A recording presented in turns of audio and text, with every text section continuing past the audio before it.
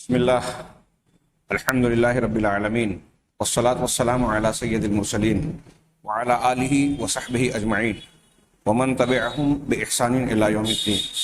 اعوذ باللہ من الشیطان الرجیم، بسم اللہ الرحمن الرحیم۔ الف لام میم احسب الناس ان یترکوا ان یقولوا آمنا وهم لا یفتنون۔ محترم حاضرین، تدبر قرآن کے سلسلہ دروس میں آج ہمارے سامنے مکہ میں نازل ہونے والی سورۃ العنکبوت ہے۔ مکہ میں نازل ہونے والی یعنی واضح ہے کہ یہ سورت مکی ہے۔ اس کی کل آیتوں کی تعداد 69 ہے۔ مکی دور میں نازل ہوئی، لہٰذا اس کے مضامین مخاطبین کے موافقت، ان کے لیے توحید کے دلائل اور عبرت و نصیحت کے بہت سارے دروس پر مشتمل ہے، ہدایات پر مشتمل ہے۔ اس سورت کا نام سورت العنکبوت ہے۔ عنکبوت کا معنی مکڑی کے ہوتے ہیں، جسے ہم اور آپ جانتے ہیں اللہ تبارک و تعالیٰ کی ایک مخلوق جو دیگر مخلوقات کے مقابلے میں بڑی معمولی نظر آتی ہے، لیکن ہر مخلوق اپنے اندر اللہ تبارک و تعالیٰ کی قدرت، حکمت اور اس کے علم کامل کا ایک شاہکار نمونہ رکھتی ہے۔ اگر ہم اس پر غور کریں تو اللہ تبارک و تعالیٰ کی قدرت کی نشانیاں نظر آئے گی۔ اس مکڑی کے نام پر اس سورت کے نام رکھنے کی وجہ مناسبت التسمیہ کے تحت صاحب کتاب کہتے ہیں کہ یہ تنہا اور اکیلی مثال ہے جسے اللہ تبارک و تعالیٰ نے اس سورہ مبارکہ میں ذکر کیا۔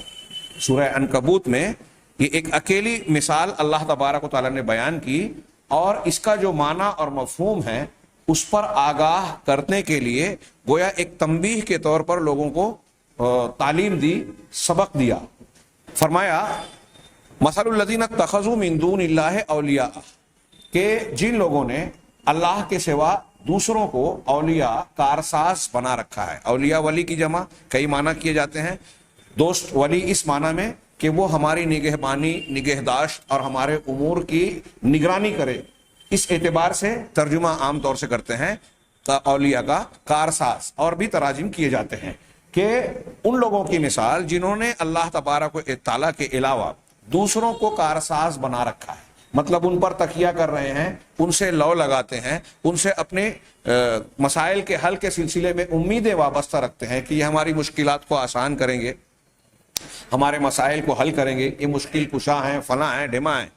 اللہ کے علاوہ جس کو مانتے ہیں ان کی مثال اللہ نے بیان کی کمثل العنکبوت، ان کی مثال مکڑی کی طرح ہے۔ اتخذت بیتا، جس نے گھر بنایا۔ مکڑی کا گھر ہم اور آپ اسے مکڑی کا جالا کہتے ہیں، ہاں، اس کی مثال مکڑی اور اس کے جالے کے جیسی ہے۔ وَإِنَّ أَوْهَنَ الْبُيُوتِ لَبَيْتُ الْعَنْكَبُوتِ، اور یقیناً گھروں میں سب سے زیادہ کمزور اور بودا گھر مکڑی کا گھر ہوتا ہے، یعنی مکڑی کا جالا، جسے آپ ایک انگلی سے بغیر کسی طاقت لگائے توڑ پھوڑ سکتے ہیں، اور بھی اگر گہرائی میں جائیں تو یہ خود اتنا غیر محفوظ ہوتا ہے کہ خود مکڑی اگر کوئی دوسری مکڑی اس میں آنے لگے تو اپنے گھر کو اجاڑ دیتی ہے، توڑ دیتی ہے، برباد کر دیتی ہے۔ تو گویا یہ محفوظ نہیں رہتا، یہ ٹک نہیں پاتا، انتہائی بودا اور کمزور ہے۔ لو کانوا یعلمون، کاش کہ یہ سمجھ جاتے، ہاں، اگر یہ سمجھتے، لوگ علم رکھتے، تو ان کے اللہ کے علاوہ دوسرے معبودوں یا کارسازوں پر تکیہ کرنے کا معاملہ ایسا ہی ہے، یعنی مکڑی کا گھر اور جالا جتنا کمزور ہے ویسے ہی ان کے اعتماد کی یہ بنیاد انتہائی بودی، انتہائی کمزور اور ناقابل اعتماد ہے۔ اس پر یقین اور اعتماد نہیں کیا جا سکتا، اس سے ان کو کوئی تحفظ اور بچاؤ نہیں مل سکتا، ان کے مسائل حل نہیں ہو سکتے۔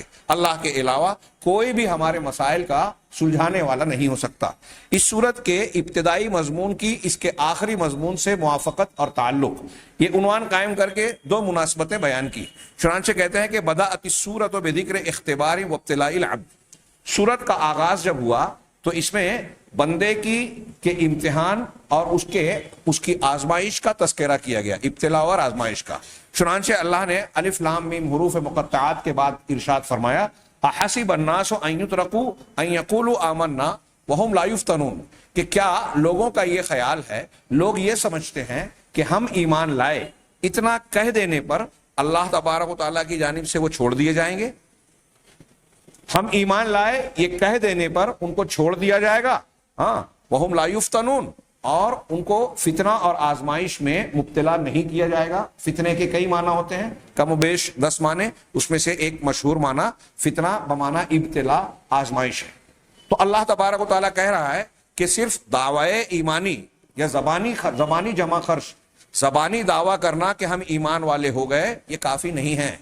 اللہ تبارک و تعالیٰ نے اس دعوے کی بنیاد پر جو مشقتیں، جو مسائل اور نشیب و فراز زندگی کے رکھے ہیں، اس میں بندے کو یہ ثابت کرنا ہوگا کہ واقعی وہ مومن ہے۔ فتنے اور آزمائش میں وہ ایمان پر ثابت قدم رہے، ایمانی تقاضوں کو ہاتھ سے جانے نہ دے، تب وہ سچا پکا مسلمان ہے۔ اللہ تبارک و تعالیٰ نے آگے فرمایا تیسری آیت میں، وَلَقَدْ فَتَنَّا الَّذِينَ مِن قَبْلِهِمْ، یقیناً ان سے پہلے کے لوگوں کو بھی ہم نے آزمایا، فتنے میں ڈالا، یعنی آزمائشوں میں ڈالا، امتحان لیا ان کا۔ فَلَا يَعْلَمَنَّ اللَّهُ الَّذِينَ صَدَقُوا وَلَا يَعْلَمَنَّ الْكَاذِبِينَ، تو اللہ تبارک و تعالیٰ ضرور جان جائے، تاکہ، اور اللہ تعالیٰ ضرور بضرور یہ علم رکھ لے، جان جائے کہ کون لوگ سچے ہیں، کن لوگوں نے سچ کہا، ہم ایمان لائے، یہ کہنے میں کون سچا ہے، زبان سے صرف نہیں کہہ رہا ہے بلکہ دل کی گہرائیوں سے بھی کہہ رہا ہے، اس کے تقاضوں کو پورا کر رہا ہے، اور ہر حال میں وہ ایمان پر جمع ہے، تو کون سچا مومن ہے؟ وَلَا يَعْلَمَنَّ الْكَاذِبِينَ، اور ضرور یہ جان لے کہ کون جھوٹا ہے۔ یہاں اللہ جان لے ہم نے ترجمہ کیا، کچھ لوگوں نے اس کا ترجمہ مفہوم اور مراد کے اعتبار سے کیا کہ اللہ جتلا دے، اللہ یہ بات واضح کر دے۔ یہاں ترجمے سے بظاہر یہ معلوم ہوتا ہے کہ اللہ تبارک و تعالیٰ کو اس بات کا یقینی علم ہو جائے، گویا پہلے یہ علم نہیں تھا۔ اس آیت اور اس معنی کی دوسری آیت سے کچھ لوگ اللہ تبارک و تعالیٰ کے تعلق سے اپنی بدعقیدگی پر استدلال کرنے کی کوشش کرتے ہیں۔ وہ بدعقیدگی روافض کا وہ عقیدہ جو عقیدہ بدا سے تعلق ہے، جو حقیقت میں یہودیوں کا بھی عقیدہ ہے کہ اللہ تبارک و تعالیٰ نے انسانوں کو پیدا کرنے کے بعد اس کو غم اور افسوس ہوا۔ اللہ کو غم اور افسوس ہونے کا سوال ہی نہیں۔ ہاں، افسوس اور غم کون کرتا ہے؟ جس کا نقصان ہو۔ اللہ کو کوئی نقصان ہوگا؟ اور بعد میں جب پتہ چلا کہ انسان اتنا برا ہے، برائیاں کرے گا، تو اللہ کو افسوس ہوا۔ یہ تلمود جو یہودیوں نے محرف اپنے دین کی تحریف کی، اس میں اس قسم کی عبارتیں موجود ہیں۔ شیعوں اور روافض کا بھی ایک بنیادی عقیدہ ہے، عقیدہ بدا، جس کا وہ اظہار نہیں کرتے تقیتاً۔ بدا مانے ظاہر ہونا۔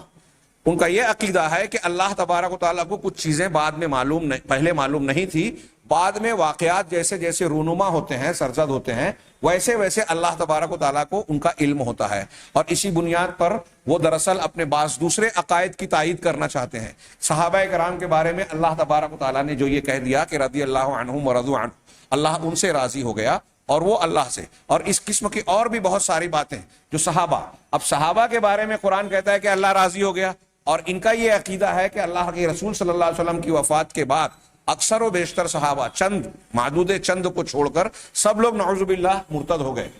تو اب یہ سوال اٹھے گا نا کہ جب آپ یہ کہہ رہے ہو کہ مرتد ہو گئے، گمراہ ہو گئے، نعوذ باللہ، ہاں، تو قرآن تو کہہ رہا ہے کہ اللہ ان سے راضی ہوا، قرآن تو کہہ رہا ہے ان کے لیے جنت ہے، ان کے لیے بشارت ہے، وہ اللہ تبارک و تعالیٰ کے پسندیدہ ہیں، اور بہت ساری ان کی تعلق سے جو ہے رضامندی کی کے پروانے دیے گئے ان کے تعلق سے، اور یہ عقیدہ بن گیا اسی بنیاد پر ہمارا، آپ کا، ہر مسلمان کا، کہ صحابہ کرام اللہ کے پسندیدہ برگزیدہ بندے ہیں اور امت کا سب سے بہترین طبقہ ہے۔ تو اب یہ بیان کرتے ہیں کہ اللہ کو دراصل بتاؤ، جب اللہ نے آیتیں نازل کی اس وقت تو وہ مسلمان تھے، بعد میں یہ بات ہوئی اور اللہ کو یہ معلوم ہوا یہ تو ارتداد کا شکار ہو گئے، نعوذ باللہ من هذه الحفوات۔ یہ انتہائی گندی اور قرآن و حدیث سے ثابت شدہ غلط بات ہے۔ اللہ تبارک و تعالیٰ تمام کائنات کے علوم سے واقف ہے، ماضی، حال، مستقبل۔ یہ ہم جس کو ماضی کہتے ہیں، جس کو حال کہتے ہیں، مستقبل کہتے ہیں، یہ بندوں اور ہمارے اور آپ کے لیے ہے۔ اللہ تعالیٰ کے لیے ماضی، حال، مستقبل کچھ نہیں ہے۔ اللہ تعالیٰ ساری چیزوں کا مکمل علم رکھتا ہے، ہر چیز اس کے احاطہ علم میں گھری ہوئی ہے۔ کوئی ایک ادنا سی بال برابر بال سے بھی زیادہ جو ہماری کھلی آنکھوں سے نظر نہ آنے والی باریک سے باریک چیز ہو، ایک لمحے کے لیے اللہ کی نگاہ سے، علم سے اوجھل نہیں ہوتی۔ وما يعزب عنه مثقال ذرة في السماوات ولا في الارض، ہاں، کہ اللہ کی سے آسمانوں اور زمین کے اندر موجود ایک ذرہ برابر چیز بھی جو ہے وہ شیدہ اوجھل نہیں ہوتی۔ تو قرآن و حدیث کی بہت ساری دلیلیں ایسی ہیں جو اللہ کے علم کامل اور ہر چیز کے جاننے پر دلالت کرتی ہیں. سینے کے بھید کو جانتے ہیں, آسمانوں زمینوں کی ہر بات کو جانتا ہے, چٹانوں کے اندر کی بات جانتا ہے, دریاؤں میں زمین کے اندر چھپنے والے بیج کو جانتا ہے. ایسی ایسی مخلوقات جس کو ہم علم نہیں رکھتے, اللہ تعالیٰ ان تمام چیزوں کو جانتا ہے. قرآن میں جا بجا یہ مضمون ملے گا, بلکہ بعض اہل علم نے کہا کہ آپ قرآن کا شاید کوئی صفحہ نہ پائیں گے جس میں اللہ تبارک و تعالیٰ کا کہ علم کامل کا, ہر چیز کے جاننے کا کسی نہ کسی انداز میں ذکر نہ ہو. تو اللہ تعالیٰ کا علم کامل. اب یہاں اللہ جان جائے, تاکہ اللہ جان جائے, ضرور جان جائے کہ کون سچا ہے اور کون جھوٹا. اس کا مطلب پھر کیا ہے؟ یہاں اہل علم نے 2-3 تشریحات کی ہے. ہاں, یہ تفسیر کی چیز ہے, ہمیں سرسری گزر جانا چاہیے تھا, لیکن ایک اہم عقیدے سے متعلق ہے, اس لیے میں نے تھوڑی سی وضاحت کرنا بہتر جانا. کہ ایک معنی یہ بتایا اہل علم نے کہ اللہ تعالیٰ جان جائے کا مطلب یہ ہے کہ اللہ تبارک و تعالیٰ ثابت کر دے, واضح کر دے. اللہ جانتا تھا کہ کون کفر پر مرے گا, کون گناہ کرے گا, لیکن صرف اللہ کا جاننا سزا دینے کے لیے کافی نہیں ہے. اللہ کا یہ طریقہ نہیں ہے, اتمام حجت فرماتا ہے.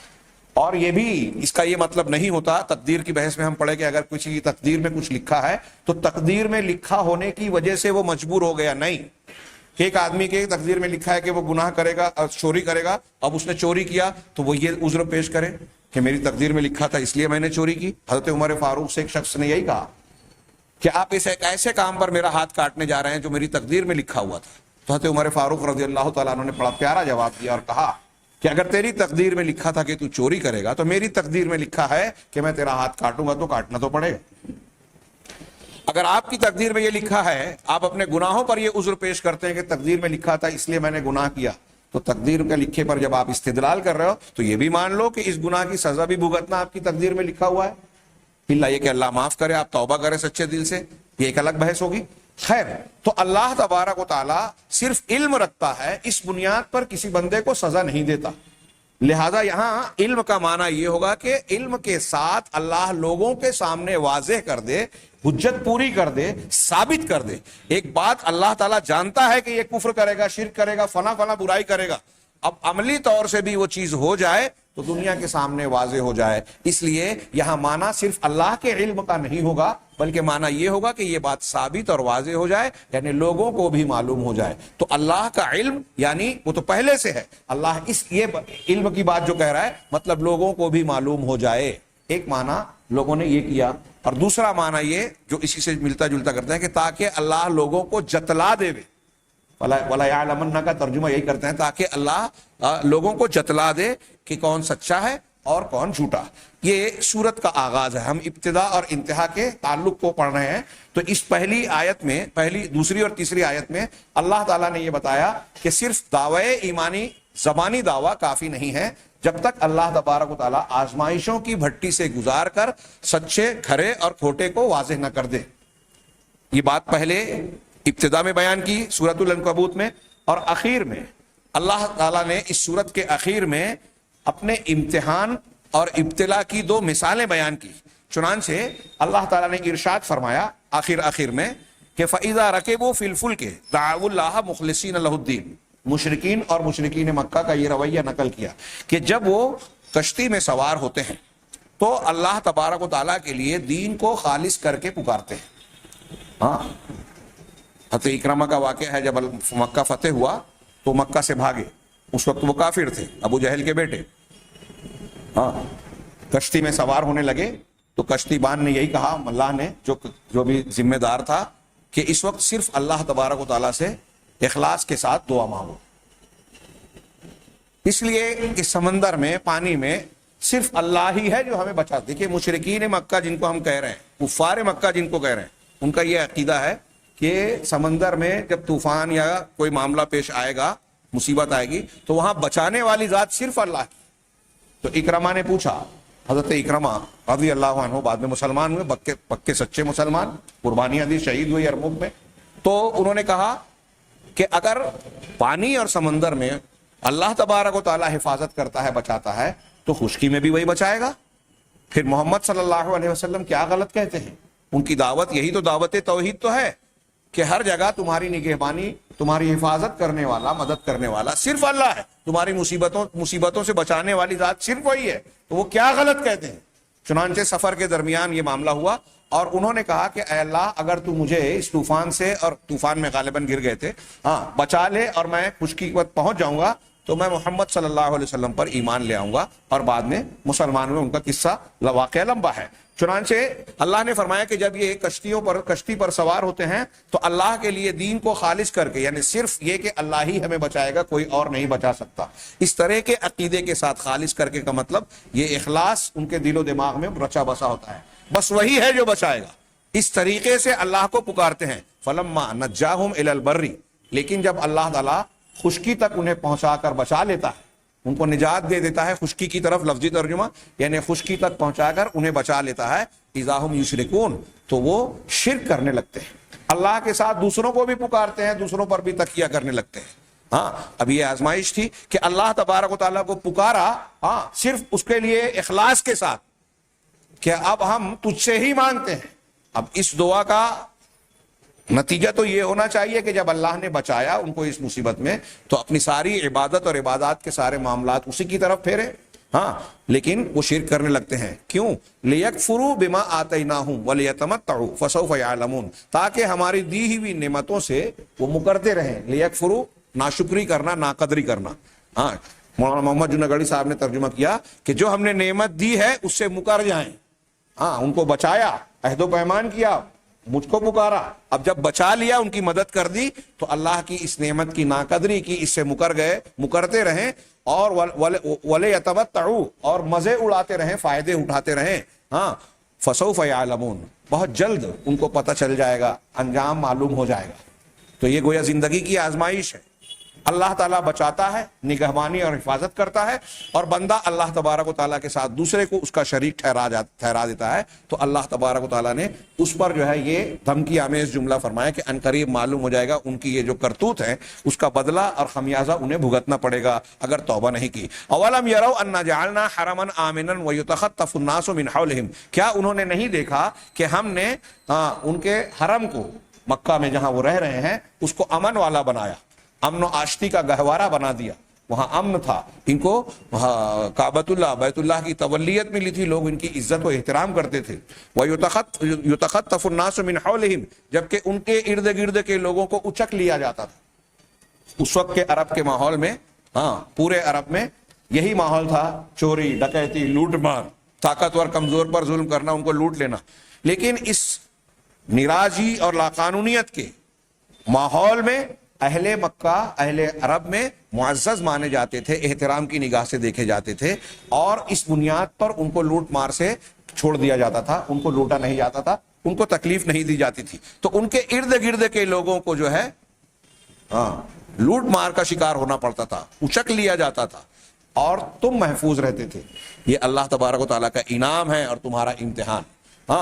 وَأَفَبِالْبَاطِلِ يُؤْمِنُونَ وَبِنِعْمَةِ اللَّهِ يَكْفُرُونَ، کیا وہ باطل کو مانتے ہیں، اس پر یقین رکھتے ہیں، اور اللہ کی نعمت کا انکار کرتے ہیں، اس کی ناشکری کرتے ہیں؟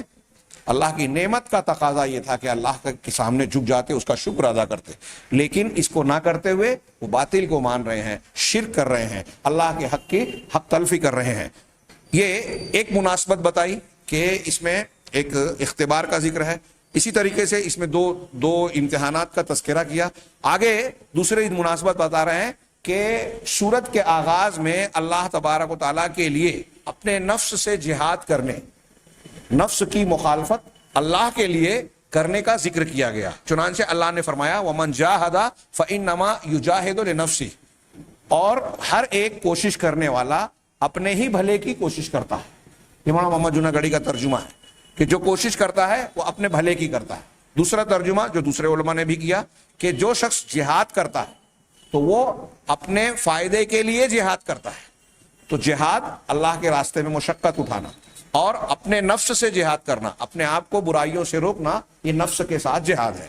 تو جو جہاد کرتا ہے، جو کوشش کرتا ہے اللہ کے لیے دنیا کے زندگی میں، تو اپنے فائدے کے لیے کرتا ہے۔ ان اللہ لغنی عن العالمین، اللہ تعالیٰ تمام جہانوں سے بے نیاز ہے۔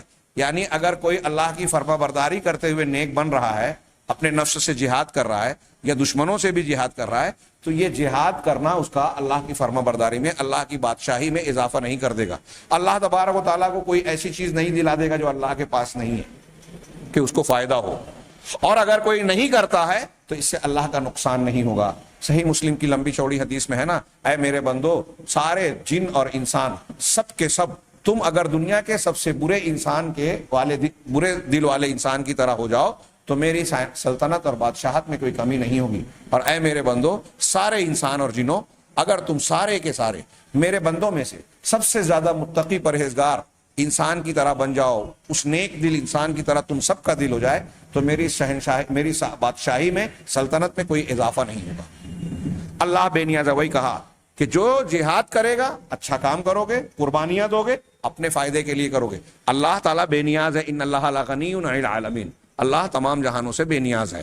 وختم، یہاں ابتدائی مضمون میں یہ جہاد کا ذکر کیا گیا اپنے آپ سے، اور آخر میں آخر کی بالکل آیت میں، آخری آیت میں اللہ تعالیٰ نے فرمایا کہ نفس سے جہاد کے ذریعے سے کا ذکر کرتے ہوئے خاتمہ ہوا، والذین جاہدوا فینا لنہدینہم سبلنا، اور جو لوگ ہماری راہ میں مشقتیں برداشت کرتے ہیں، شیخ محمد جوناگڑھی کا ترجمہ ہے، جو لوگ ہماری راہ میں مشقتیں برداشت کرتے ہیں، ہاں، لنہدینہم سبلنا، ہم اپنی راہوں کی ان کو ہدایت دیں گے، یعنی اپنے راستے آسان کر دیں گے۔ یہاں یہ بھی پتہ چلا کہ اگر بندہ کوشش کرتا ہے تو اللہ توفیق دیتا ہے، بندہ چاہے گا اچھائی تو اللہ توفیق دے گا۔ اور فینا کی قدر ہے، والذین جاہدوا فینا، ہمارے راستے میں، اس میں اخلاص کی ضرورت ہے، مطلب ہماری کوشش، محنت، جہاد اللہ کے لیے ہونا چاہیے، دنیا کے لیے، شہرت کے لیے، نام کے لیے نہیں ہونی چاہیے۔ ہمارے راستے میں جو محنت مشقت کرے گا، تکلیفیں اٹھائے گا، تو ہم اپنے راہوں کی انہیں رہنمائی کریں گے۔ وَإِنَّ اللَّهَ لَمَعَ الْمُحْسِنِينَ، اور اللہ یقیناً نیک لوگوں کے ساتھ، محسنین کے ساتھ ہے، نیکوکار لوگوں کے ساتھ ہے۔ وَالَّذِينَ جَاهَدُوا فِينَا کا ترجمہ یہ بھی کیا کہ جو لوگ ہماری راہ میں جہاد کرتے ہیں، اور یہ جہاد صرف جہاد بھی سیف یا دشمنوں سے لڑائی کرنا نہیں ہے، بلکہ زبان سے، قلم سے، اپنے نفس سے، جہاد کے جتنے بھی معنی ہو سکتے ہیں وہ سب اس میں شامل ہیں۔ وذالک، اب یہ دونوں کا ذکر کرتے ہوئے کہہ رہے ہیں، وذالک لبیان ان من جاہد نفسہ مخلصا للہ، یہ اس بیان کے لیے ہے کہ جو شخص اخلاص کے ساتھ اللہ تعالیٰ کے لیے خلوص اختیار کرتے ہوئے اپنے نفس سے مجاہدہ کرے گا، لڑے گا، لن تضرہ الابتلاءات، تو ابتلاء اور آزمائش کی کتنی بھی کٹھن اور مشکل گھڑیاں آ جائیں، مرحلے آ جائیں، اس کو یہ نقصان نہیں پہنچائے گا۔ اگر آپ اور ہم اللہ کے لیے جینے مرنے کی ٹھان لیں اور اس کے لیے اپنے آپ کو عادی بنائیں، خوگر بنائیں، تو دنیا کی بڑا سے بڑا امتحان ہمارا کچھ بگاڑ نہیں سکتا۔ وَسَيَأْخُذُ اللَّهُ بِيَدِهِ، اور اللہ تعالیٰ اس کا ہاتھ پکڑ لے گا، وَيَنْجُو مِنَ الْفِتَنِ، اور وہ شخص فتنوں سے محفوظ رہ جائے گا، وَيَنْجَحُ فِي الْاخْتِبَارَاتِ الْإِلَٰهِيَّةِ، اور وہ اللہ کے امتحانات میں کامیاب ہو جائے گا۔ اس کی مثالیں حضرت ابراہیم علیہ السلام، انبیاء کرام، جناب محمد رسول اللہ صلی اللہ علیہ وسلم کی شکلوں میں، اور پھر اولیاء و صالحین کی شکلوں میں ہمیں نظر آتی ہے کہ جب اللہ تبارک و تعالیٰ کی راہ میں انہوں نے مشقتیں اٹھائی تو اللہ نے زندگی کی راہیں ان پر آسان کر دی، مشکلات کو آسان کر دیا، بڑے بڑے فتنے اور آزمائشیں سامنے آئیں، وقت کی بادشاہت ٹکرائی، لیکن اللہ نے ان کی حفاظت کی۔ کس طریقے سے حضرت ابراہیم کو نمرود سے محفوظ رکھا، آگ سے محفوظ رکھا، حضرت موسیٰ اور ان کی قوم کو انتہائی کمزوری کی حالت میں کس طریقے سے سمندر میں راستہ بنا کر پار لگایا، نبی کریم صلی اللہ علیہ وسلم کو کس طرح شب ہجرت قتل کرنے والوں کے بیچ سے محفوظ نکال دیا، ہجرت مدینہ تک پہنچایا، بدر میں اور دوسرے مقامات پر محفوظ رکھا۔ اللہ کے نبی صلی اللہ علیہ وسلم کے قتل کی 18 مرتبہ کوشش ہوئی، تقریباً لوگوں نے جمع کیا 18-19 مرتبہ آپ کی حیات طیبہ میں قتل کی کوشش ہوئی، ہر مرتبہ اللہ تبارک و تعالیٰ نے آپ کی حفاظت فرمائی۔ یہ عملی نمونہ ہے، اور قرآن کی یہ آیتیں اور یہ ہدایات ہمیں یہ بات بیان کرتی ہیں۔ المحور الرئیسی للسورہ، اس سورت کا مرکزی مضمون، محور رئیسی، الفتن والابتلاء سنت ماضیہ، اس پوری سورت کا مرکزی عنوان یا مضمون یہ کہہ لیجئے یہ ہے کہ ابتلاء اور آزمائش اللہ تبارک و تعالیٰ کی ایک طے شدہ سنت ہے، اللہ کا قانون ہے۔ اس دنیا میں جو بھی انسان اور جن ہے، جو مکلف ہیں، ہم اور آپ، ہر ایک کو مختلف قسم کے امتحان سے، آزمائشوں سے گزرنا ہی پڑے گا۔ یہ اللہ تبارک و تعالیٰ کی متعین سنت ہے. آگے اس صورت کے مضامین بیان کر رہے ہیں. نمبر 1، اللہ تبارک و تعالیٰ نے اس صورت میں مختلف قسم کے فتنوں اور آزمائشوں کا، ابتلاءات کا ذکر کیا ہے، ان کو گنوایا ہے، جو کہ اللہ تبارک و تعالیٰ کی جانب سے بندوں کا امتحان اور آزمائش ہوتی ہے. ان امتحانات کے ذریعے سے اللہ تبارک و تعالیٰ یہ دیکھتا ہے، دیکھنے کا معنی ہم نے کیا ہے، دکھاتا ہے، دیکھتا ہے اور حجت پوری کرتا ہے کہ کون شخص اللہ کے دین پر ثابت قدم رہتا ہے. اب کون کون سی آزمائشوں کا ذکر کیا گیا ہے، فتنوں کا ذکر کیا گیا ہے اس سورے میں، تو آیت نمبر 8 کا حوالہ دے کر انہوں نے کہا فتنۃ الوالدین، والدین کی آزمائش، ہمارے ماں باپ ہیں. اللہ تبارک و تعالیٰ نے فرمایا اس آیت نمبر 8 میں وَوَصَّيْنَا الْإِنسَانَ بِوَالِدَيْهِ حُسْنًا، ہم نے انسان کو اس کے والدین کے ساتھ حسن سلوک کی کا تاکیدی حکم دیا. وصیت کی یعنی تاکیدی حکم دیا، سرسری سیدھا سادہ حکم نہیں، تاکیدی حکم دیا کہ اپنے والدین کے ساتھ حسن سلوک کرو. وَإِن جَاهَدَاكَ لِتُشْرِكَ بِي مَا لَيْسَ لَكَ بِهِ عِلْمٌ، اور اگر وہ تمہیں مجبور کریں، اس بات پر تم پر دباؤ ڈالیں کہ تم میرے ساتھ شرک کرو جس کا تم کو علم نہیں ہے، فَلَا تُطِعْهُمَا، تو اب والدین کی اطاعت و فرما برداری کی حد ختم ہو گئی، اب ان کی اطاعت نہیں کرنی ہے. اگر والدین اللہ کی نافرمانی کے لیے کہہ رہے ہیں تو ان کی اطاعت نہیں کی جائے گی.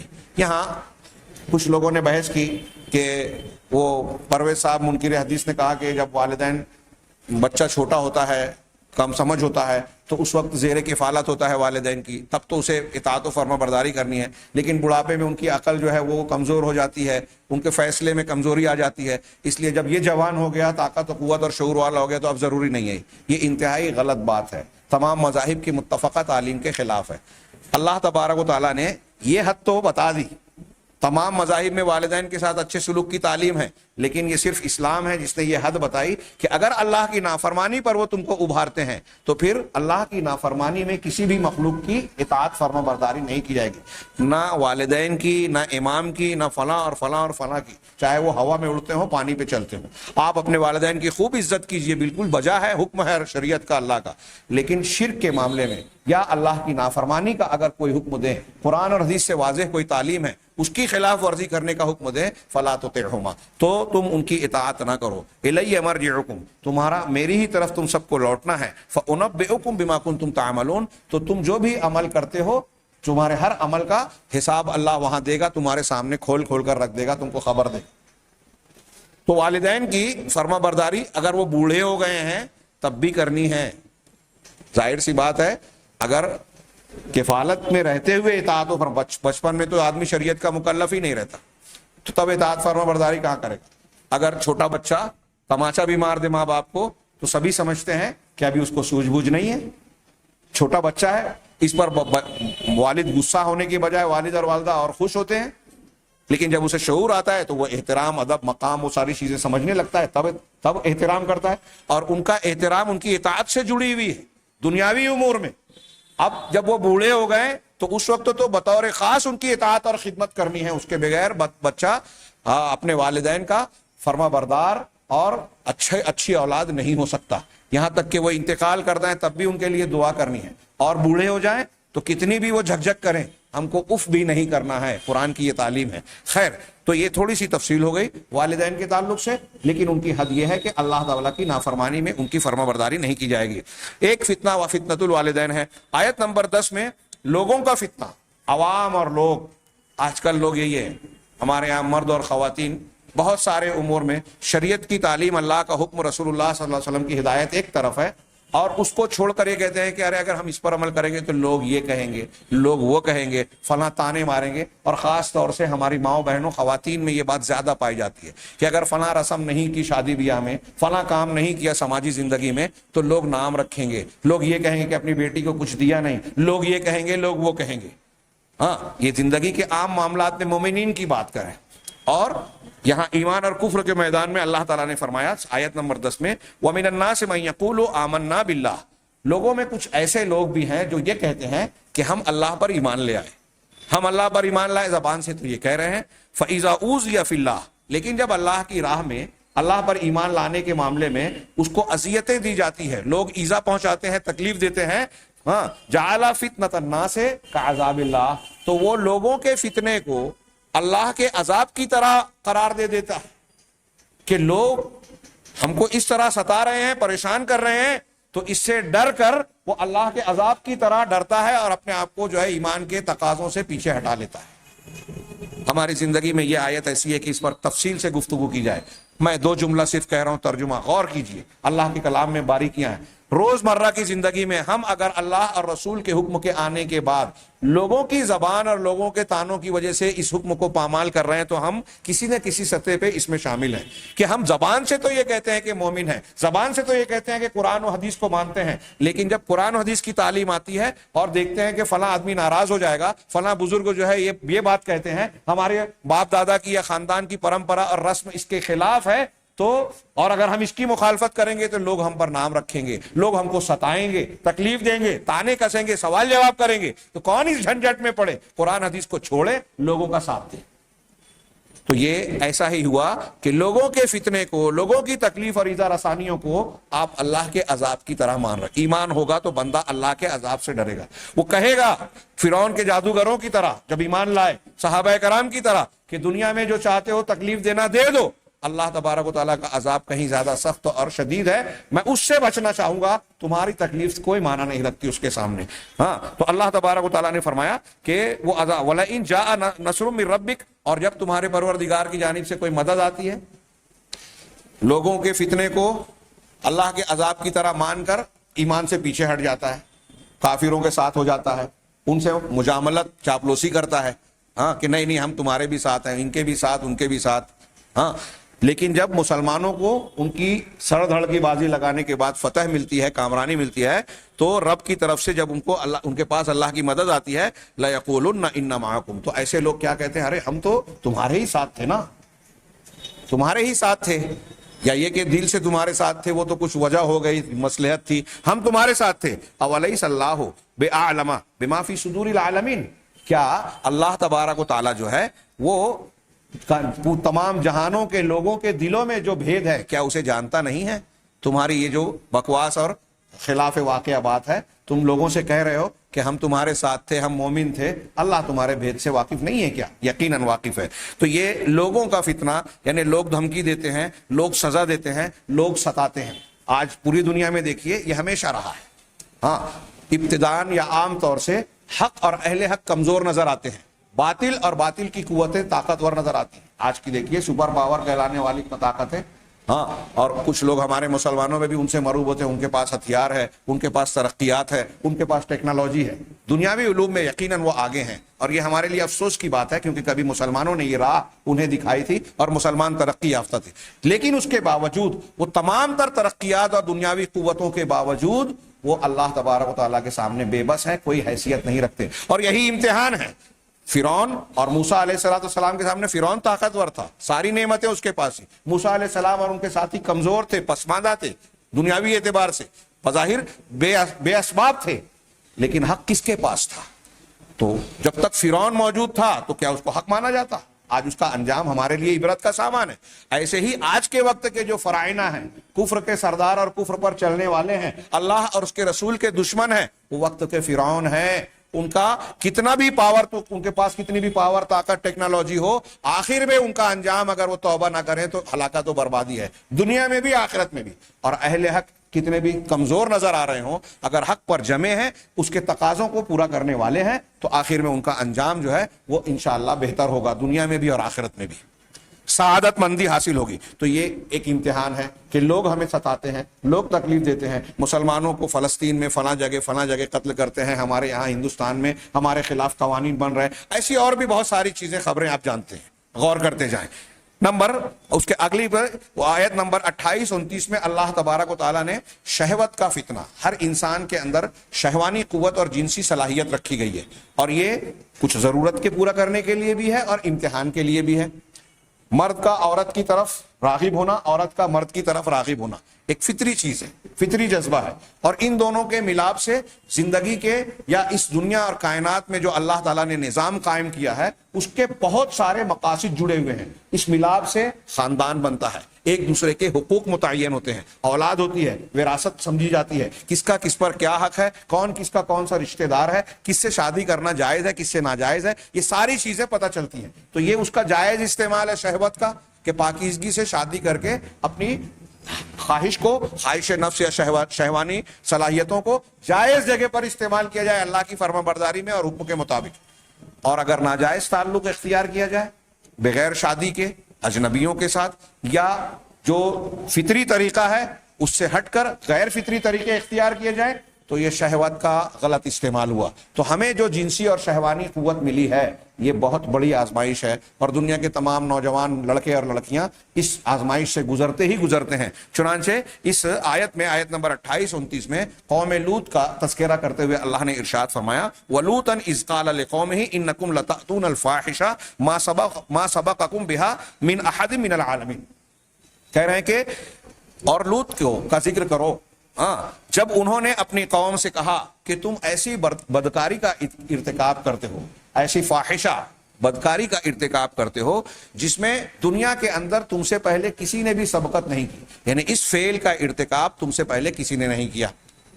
مرد کا اپنی جنسی خواہش پورا کرنے کے لیے مرد کے پاس جانا، جس کو لواطت، اغلام بازی اور اس قسم کے الفاظ سے تعبیر کیا جاتا ہے، ہم جنسی، اور بعد میں عورتوں سے بھی اس میں شامل کر لیں، تو یہ ایسے گناہ کا تم ارتکاب کرتے ہو، ایسی بدکاری کرتے ہو کہ دنیا میں تم سے پہلے کسی نے نہیں کیا ہے۔ قرآن کی اس آیت سے بعض اہل علم نے کہا کہ اگر قرآن نے یہ بیان نہیں کیا ہوتا تو ہمیں پتہ ہی نہیں چلتا۔ مروان کا غالباً قول ہے کہ میں یہ سوچ بھی نہیں سکتا تھا کہ مرد اپنی جنسی خواہش کے لیے مرد کے پاس جائے گا، اگر اللہ نے قرآن مجید میں یہ نہیں بتایا ہوتا تو میں یہ بات جانتا ہی نہیں، مجھے پتہ ہی نہیں چلتی، اور میں نہیں سوچ سکتا تھا کہ ایسا بھی کوئی کر سکتا ہے۔ لیکن یہ برائی کی، اور جو لوگ اپنی عورتوں کو اصل مقام کی بجائے پیچھے سے جنسی خواہش پوری کرنے کی کوشش کرتے ہیں، وہ بھی اسی کا حصہ ہے۔ تو کہا کہ تم ایسی بدکاری اور برائی کرتے ہو۔ اِنَّكُمْ لَتَأْتُونَ الرِّجَالَ وَتَقْطَعُونَ السَّبِيلَ وَتَأْتُونَ فِي نَادِيكُمُ الْمُنكَرَ، کیا تم مردوں کے پاس اپنی شہوانی قوت اور شہوانی ضرورت پوری کرنے کے لیے آتے ہو؟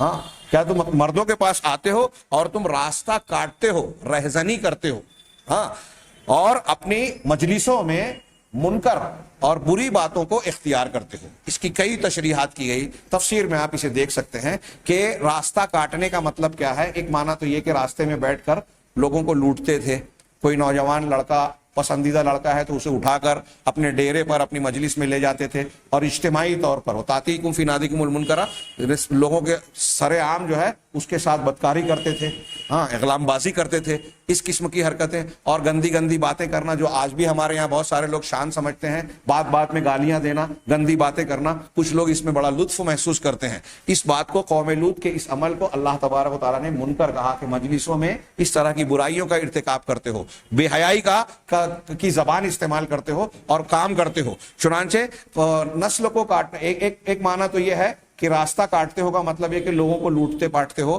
لوگوں کے مال دولت کو، اسباب کو چھین لیتے ہو، اپنی بستی میں لا کے ان کے ساتھ بدکاری کر کے ان کی ضرورتوں کو چھین لیتے ہو، تو ڈاکہ ڈالنا، لوٹ مار کرنا، ایک معنی یہ ہے۔ کچھ لوگوں نے یہ معنی کیا کہ تم شہوت رانی کا جو جائز اور صحیح مقام ہے اس کو چھوڑ کر ناجائز اور غلط مقام پر یہ کام جب کرتے ہو تو اس سے نسل انسانی کو میں رکاوٹ ہوتی ہے۔ مرد عورت کا جب جائز ملاپ ہوتا ہے، صحیح طریقے سے ہوتا ہے، تو اس سے اولاد حاصل ہوتی ہے، یہ نسل چلتی ہے۔ اور نسل انسانی، اگر یہ آدمی یہ عمل کرنے کی بجائے پیچھے سے یا اس مقام پر اپنی ضرورت پوری کرے شہوانی جہاں جو اللہ نے اس کے لیے نہیں بنائی ہے، تو ظاہر سی بات ہے کہ اس سے نسل کا انقطاع ہوگا۔ تو ایک معنی لوگوں نے یہ بھی کیا، اور بھی ایک دو معنی بیان کیے۔ تو اس میں شہوت کے فتنے اور آزمائش کا تذکرہ ہے۔ اس کے بعد آیت نمبر 47 سے لے کر 51 تک، وَكَذَلِكَ أَنزَلْنَا إِلَيْكَ الْكِتَابَ فَالَّذِينَ آتَيْنَاهُمُ الْكِتَابَ يُؤْمِنُونَ بِهِ، اسی طرح ہم نے آپ کی طرف یہ کتاب یعنی قرآن نازل کی، چنانچہ جن کو ہم نے الکتاب دی ہے یعنی اہل کتاب، وہ اس پر ایمان لاتے ہیں۔ ان میں سے کئی لوگ ایمان لے آئے۔ اللہ کے نبی صلی اللہ علیہ وسلم جب قرآن کی تعلیمات پیش کی تو عبداللہ بن سلام رضی اللہ تعالیٰ عنہ اور ایسے کئی اہل کتاب کے افراد ایمان لے آئے۔ وَمِنْ هَؤُلَاءِ مَن يُؤْمِنُ بِهِ، اور ان مشرکین میں سے بھی کچھ لوگ ایسے ہیں جو اس پر ایمان لاتے ہیں، قرآن کو سنا اور ایمان لے آئے۔ ہاں، وَمَا يَجْحَدُ بِآيَاتِنَا إِلَّا الْكَافِرُونَ، لیکن ہماری آیتوں کا انکار کرنے والے وہی لوگ ہیں جو کافر ہیں۔ انکار کرنے والے ہیں۔ مطلب یہ کہ جو حق اور صداقت کو ماننے والا ہے اس نے قرآن کو سنتے ہی یہ جان لیا کہ یہ کلام حق ہے، یہ توریت اور انجیل کے بالکل موافق ہے، وہ بھی آسمان سے نازل ہوئی تھی، یہ بھی آسمان سے نازل ہوئی، مان لیا۔ لیکن جو ہٹ دھرم ہے، انصاف کا دامن اپنے ہاتھ سے چھوڑ دینے والے ہیں، کفر کرنے والے، وہ اس کا انکار کرتے ہیں۔ وما كنت تتلو من قبلہ من کتاب، اور اس سے پہلے آپ کوئی کتاب پڑھتے نہیں تھے، اللہ کے نبی صلی اللہ علیہ وسلم امی تھے، ولا تخطہ بیمینک، نہ اسے اپنے ہاتھ سے لکھتے تھے۔ ہاں، اذا لارتاب المبطلون، اگر ایسا ہوتا تو جو باطل پرست ہیں وہ شک و شبے میں پڑھ سکتے تھے۔ یعنی اگر اللہ کے رسول پڑھنا لکھنا جانتے تو باطل پرست لوگ کہتے کہ دیکھو انہوں نے کوئی کتاب کہیں سے پڑھی ہے اور اس کی تعلیمات ہمارے سامنے پیش کر رہے ہیں کہ یہ اللہ کا کلام مجھ پر نازل ہوا ہے۔ تو آپ کا امی ہونا آپ کی نبوت اور قرآن کے اللہ کا کلام ہونے کی ایک بہت شاندار دلیل ہے۔ آپ لکھنا پڑھنا نہیں جانتے تھے، لیکن یہ بھی اس کا مطلب یہ نہیں ہے کہ آپ ہمیشہ ایسے ہی رہے۔ نبوت ملنے کے بعد آپ معلم کائنات بن گئے، دنیا کے سب سے بڑے عالم بن گئے، اگرچہ لکھنا نہیں جانتے تھے۔ کچھ لوگ یہ بیان کرنے کی کوشش کرتے ہیں عقیدت میں کہ اللہ کے رسول صلی اللہ علیہ وسلم نبوت ملنے کے بعد لکھنا جان گئے، لیکن یہ صحیح نہیں ہے۔ ہاں، یہ ایک تو یہ کہ عقیدت کی بنیاد پر یہ بات کہی جا رہی ہے۔ ایک آدمی یہ کہے کہ آپ لکھے پڑھے بغیر دنیا کے کائنات کے معلم بن گئے، یہ زیادہ بڑی بات ہے۔ اللہ کے رسول کا معجزہ ہے، اللہ کی طرف سے دیا ہوا معجزہ، اور اللہ نے اسی اعتبار سے یہاں ذکر کیا۔ اور حدیبیہ کے مقام پر جبکہ آپ کے نبوت کو تقریباً 18-19 سال گزر چکے تھے، آپ حضرت علی سے جب وہ لکھوانے لگے معاہدے کی تحریر اور محمد رسول اللہ لکھا گیا تو آپ نے دوسرے سے لکھوایا، اور محمد رسول اللہ کہاں لکھا ہے؟ جب مٹانے کی بات کہی تو حضرت علی نے کہا کہ میں اپنے ہاتھ سے نہیں مٹاؤں گا رسول اللہ، تو آپ نے کہا کہاں لکھا ہوا ہے مجھے بتاؤ، میں مٹا دیتا ہوں۔ معاہدہ کرنے میں مشرکین نے شرط رکھی نا کہ رسول اللہ ہم مانتے تو جھگڑا ہی ختم تھا، لہذا رسول اللہ نہ لکھا جائے، تو لکھا جا چکا تھا، اسے مٹانے سے حضرت علی نے انکار کر دیا رضی اللہ عنہ۔ چنانچہ اللہ کے نبی نے پوچھا کہاں ہے، اس کا مطلب آپ اس وقت بھی پڑھنا نہیں جانتے تھے۔ تو اللہ کے نبی صلی اللہ علیہ وسلم کا یہ معجزہ تھا جس کا اس آیت نے تذکرہ کیا، اور بھی دوسرے مقامات پر بل ہوا آیات بینات فی صدور الذین اوتوا العلم، بلکہ یہ کھلی آیتیں ہیں، کھلی نشانیاں ہیں، ان لوگوں کے سینوں میں محفوظ ہے جو علم والے ہیں، کہ قرآن کے یہ حافظ پائے جاتے ہیں۔ اللہ تعالیٰ نے اس کی حفاظت کا کتنا زبردست انتظام کیا کہ اس کے حفاظ پائے جاتے ہیں، کوئی اور کتاب ایسی آپ نہیں پائیں گے۔ وما یجحد بآیاتنا الا الظالمون، اور ہماری آیتوں کا انکار تو بس وہی کرتے ہیں جو ظلم کرنے والے ہیں۔ اولم یکفہم انا انزلنا علیک الکتاب، کیا ان کے لیے یہ کافی نہیں ہے کہ ہم نے ان پر کتاب نازل کی جو ان پر تلاوت کی جاتی ہے؟ یتلا علیہم ان فی ذلک لرحمہ وذکر لقوم یؤمنون، یقیناً اس میں ایمان لانے والوں کے لیے رحمت ہے اور نصیحت ہے، ذکرہ ہے۔ یہ پوری 3-4 آیتیں جو ہے اس میں اللہ تعالیٰ نے قرآن کا تذکرہ کر کے بطور نعمت اور مسلمانوں کے لیے نعمت اور رحمت کے طور پر جو ذکر کیا، ساتھ ساتھ یہ بتایا کہ یہ ظالمین کافرین کے لیے ابتلا اور آزمائش ہے۔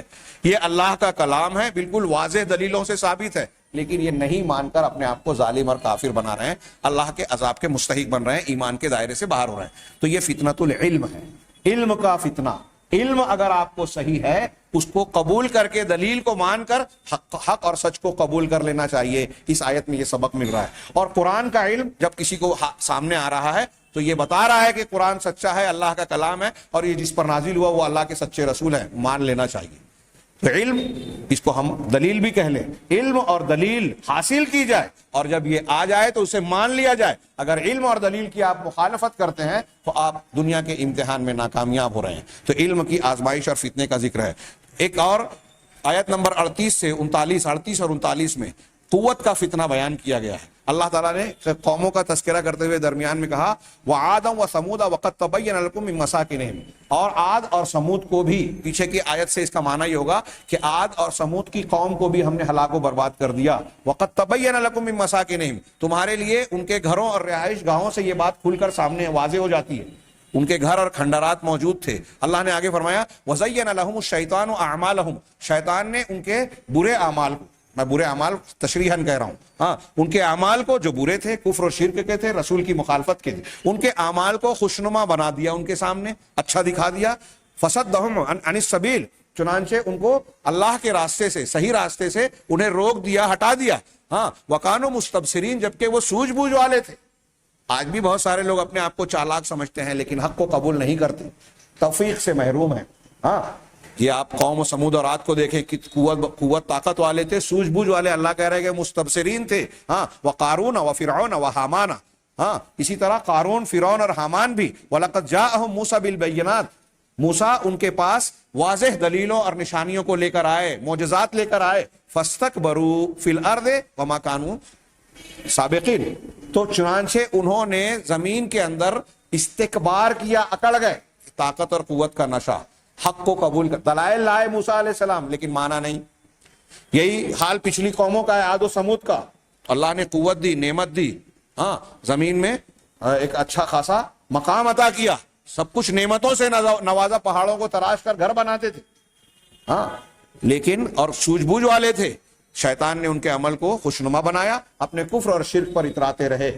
حامان, فرعون جو بادشاہ تھا, قارون جو دولت مند آدمی تھا, آج مالدار لوگوں کے لیے مثال ہے. فرعون بادشاہوں حکمرانوں کے لیے مثال ہے. حامان فرعون کا وزیر تھا, یہ وزیروں اور اونچی پوسٹ والوں کے لیے مثال ہے. ان لوگوں نے اپنے اقتدار اور قوت کے نشے میں آ کر حق کا انکار کیا, نبی کی دعوت کو قبول نہیں کیا. آج بھی بہت سارے لوگ انانیت کا شکار ہو کر کمزوروں کی بات کو رد کرنے کی کوشش کرتے ہیں, چاہے وہ اہل حق ہوں, اچھا کام کر رہے ہو تو ان کے اچھے کاموں کو رد کرنے کی کوشش کرتے ہیں. ان کے اندر فرعونیت ہے, حامانیت ہے, قارونیت ہے, جو اللہ کے دی ہوئی نعمت کا شکر ادا کرنے کی بجائے, اللہ کے دین کو پر ایمان لانے کی بجائے, اس کے تقاضوں کو پورا کرنے کی بجائے وہ عمل کرتے ہیں جو ان چیزوں کی مخالفت کرتا ہے. ایمان کے تقاضے کی مخالفت کرتا ہے, علم کی مخالفت کرتا ہے.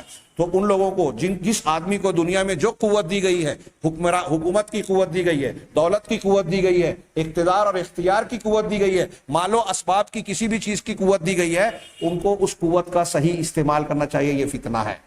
انما اموالکم و اولادکم فتنہ, تمہارے مال اور تمہارے اولاد فتنہ ہے, آزمائش ہے. تو اس فتنہ مال کا ذکر کیا گیا. اللہ تعالیٰ نے کہا کہ وما کانوا سابقین, اور وہ ایسے نہیں تھے کہ ہمارے اختیار سے سبقت کرے. بڑی قوت دی اللہ نے, حکومت دی, لیکن اللہ ان کے سامنے بے قابو, اللہ کے سامنے اللہ کے قابو سے باہر ہو جائیں, ایسا نہیں تھا اس کے وہ سبقت کر جائیں. فَكُلًّا أَخَذْنَا بِذَنبِهِ, اگلی آیت میں اللہ نے بتایا کہ جب انہوں نے استکبار کیا, تکبر کیا, مال قوت طاقت کی آزمائش میں ناکام ہوئے, تو ہر ایک کو اس کے گناہ کے پاداش میں ہم نے پکڑ لیا. فَمِنْهُمْ مَنْ أَرْسَلْنَا عَلَيْهِ حَاصِبًا, ان میں سے کچھ ایسے ہیں جن پر ہم نے طوفان بھیجا.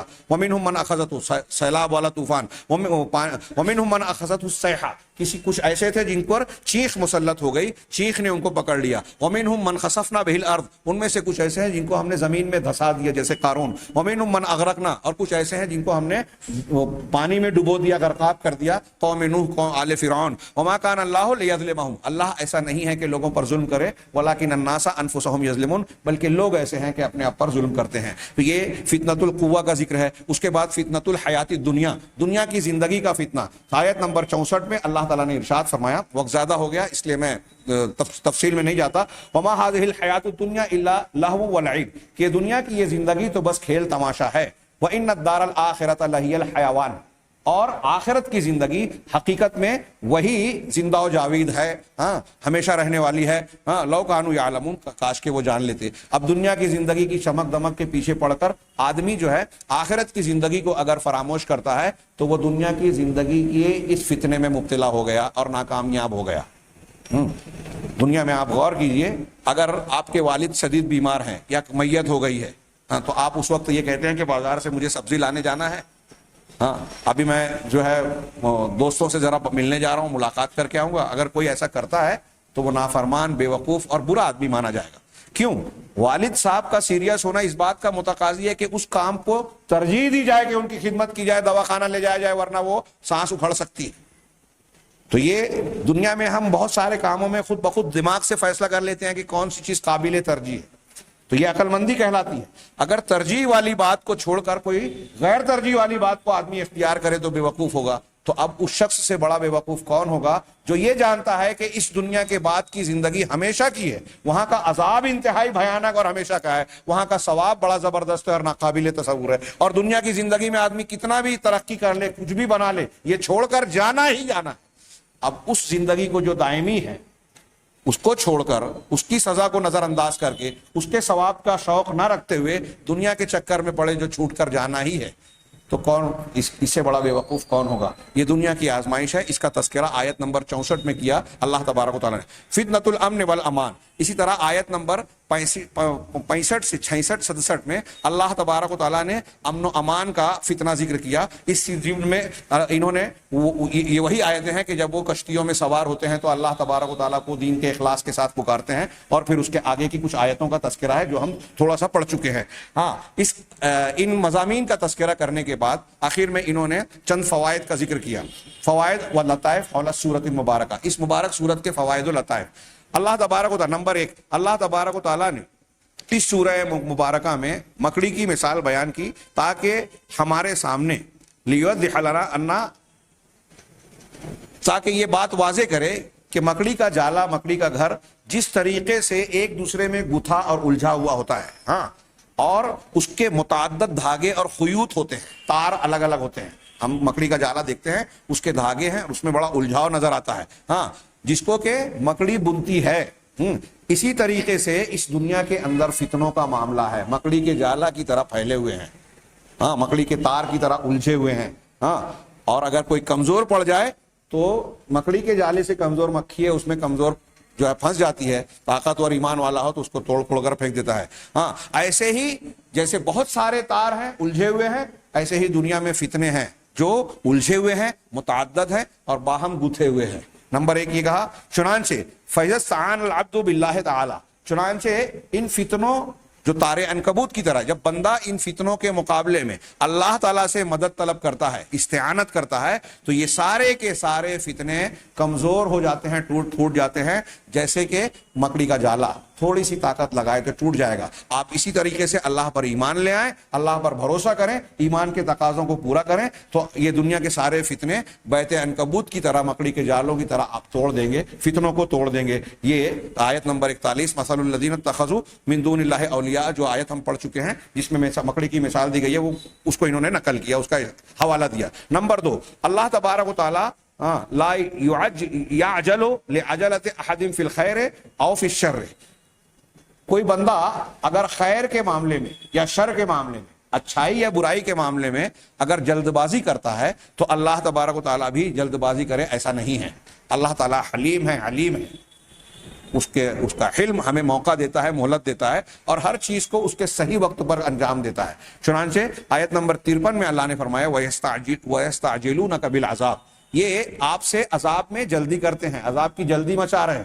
یعنی آپ سے کہتے ہیں ٹھیک ہے آپ کہہ رہے ہو نا, ذرا اللہ کا عذاب بلاؤ دو, ہاں, اس کو نازل کرواؤ دو. تو اللہ نے آگے فرمایا وَلَوْلَا أَجَلٌ مُّسَمًّى لَجَاءَهُمُ الْعَذَابُ, اگر مقررہ وقت, اللہ کی طرف سے طے شدہ وقت, اگر مقررہ وقت نہ ہوتا تو ان کے پاس عذاب آ جاتا. وَلَا يَأْتِيَنَّهُمْ بَغْتَةً وَهُمْ لَا يَشْعُرُونَ, اور بہت جلد ان کے پاس اچانک اللہ کا عذاب آئے گا جبکہ انہیں اس کی خبر بھی نہیں ہو سکے گی. تو اللہ نے عذاب کا ایک وقت مقرر کر رکھا ہے, تو یہ ان کے لیے دھمکی ہے جو نافرمان ہے, مسلمانوں کے لیے تسلی ہے جو فرما بردار ہے. ہمارے ہاں کچھ لوگ کہتے ہیں نا کہ لوگوں نے مسجد توڑ دی, اللہ کے گھر کو منہدم کر دیا, بندوں کو قتل کر رہے ہیں, ظلم اور زیادتی کر رہے ہیں, پھر بھی ان کے پاس حکومت ہے, پھر بھی الیکشن میں جیت جاتے ہیں, پھر بھی ان کے پاس سپر پاور اور فنا قوت کا کے حامل ہیں. تو اللہ تبارک و تعالیٰ نے کہا کہ ہر ایک کے عذاب اور پکڑ کی ایک طے شدہ اجل ہے, مدت ہے, جب وہ مدت پوری ہوگی یا وہ مقررہ وقت آئے گا تبھی اللہ پکڑے گا, اور جب پکڑے گا تو یہ ان کے لیے اچانک ہی ہوگا. نمبر 3, تیسرا فائدہ بتایا اللہ تعالیٰ نے اس آیت میں, ابتدائی آیتوں میں ارشاد فرمایا من کان یرجو لقاء اللہ فإن اجل اللہ لآت, جو شخص اللہ کی سے ملاقات کی امید اور توقع رکھتا ہے, مومن بندوں کے لیے کہا, تو اللہ کا اجل, مقررہ وقت آنے والا ہے. جس چیز کا وقت اللہ نے مقرر کر دیا ہے تو وہ آ کر رہے گا. یہ بات علامہ ابن قیم اس آیت کے تحت کہتے ہیں کہ لما علم اللہ سبحانہ انا, جب اللہ تعالیٰ یہ بات جانتا ہے کہ جو لوگ اللہ تبارک و تعالیٰ کے نیک اور مومن بندے ہیں وہ اللہ سے ملنے اور اللہ تبارک و تعالیٰ کے سامنے آنے کا شوق رکھتے ہیں, ان کے اندر اللہ سے ملاقات کا شوق ہے. جب اللہ یہ جانتا ہے تو ان کے لیے ملاقات کا ایک مقررہ وقت متعین کیا اور اس کی خبر دے دی کہ وہ جو اجل ہے, مقررہ وقت. حضرت موسیٰ نے کہا تھا میں دیکھنا چاہتا ہوں, اللہ کے نبی صلی اللہ علیہ وسلم اور دوسرے مومنین کا بھی واقعہ اور آیتیں ہیں اس طرح کی کہ ملاقات کی دعا کہ لذت النظر الی وجہک الکریم, ایک دعا میں ہے کہ اے اللہ تیرے وجہ کریم کی طرف دیکھنے کی لذت سے مجھ کو بہراور فرما. تو یہ شوق مومن کے اندر ہونا چاہیے اور ہوتا ہے. تو اللہ چونکہ یہ شوق مومنین کا جانتا ہے اس لیے اس کی اجل مقرر کی تسکیناً لقلوبہم، ان کے دلوں کو سکون دینے کے لیے کہ وہ وقت آ کر رہے گا کہ تمہارا اللہ کا سامنا ہوگا، ملاقات ہوگی. نمبر 4 اور آخری فائدہ انہوں نے بیان کیا کہ یکفی المسلم شرفا، ایک مسلمان کے لیے شرف اور عزت کے طور پر یہ بات کافی ہے کہ اللہ تبارک و تعالیٰ نے اسے دنیا کے دوسرے لوگوں کے مقابلے میں خصوصیت عطا فرمائی. ہمارے لیے ہم جب اس امت کے فرد ہیں اور اللہ کے رسول صلی اللہ علیہ وسلم پر ایمان لا رہے ہیں تو اللہ نے ہم کو خصوصی نعمت اور مقام سے نوازا. شرف اور عزت کے لیے یہ بات کافی ہے. لیکون من امت حبیبہ محمد افضل الرسول، کہ وہ بندہ خوش قسمت ہے کہ وہ اللہ کے حبیب محمد جو رسولوں میں سب سے زیادہ افضل، سب سے زیادہ فضیلت والے رسول ہیں، ان کی امت کا فرد بنا. اور اللہ تبارک و تعالیٰ نے آپ پر اللہ کی اپنی سب سے افضل کتاب، سب سے فضیلت والی کتاب یعنی قرآن کریم نازل فرمائی. اس پر استدلال وہی آیت نمبر 51 سے کیا، اولم یکفہم انا انزلنا علیک الکتاب یتلی علیہم ان فی ذلک لرحمۃ وذکری لقوم یؤمنون. یہ مسلمانوں کے لیے شرف اور عزت کی بات ہے کہ ہم کو اللہ نے قرآن کی نعمت سے نوازا، یہ توفیق دی کہ ہم محمد رسول اللہ صلی اللہ علیہ وسلم پر ایمان لائے. اللہ تعالیٰ سے دعا ہے کہ وہ ہمیں قرآن سمجھنے اور اس پر عمل کرنے کی توفیق دے. وآخر دعوانا الحمد للہ رب العالمین وصلی اللہ علی نبینا محمد.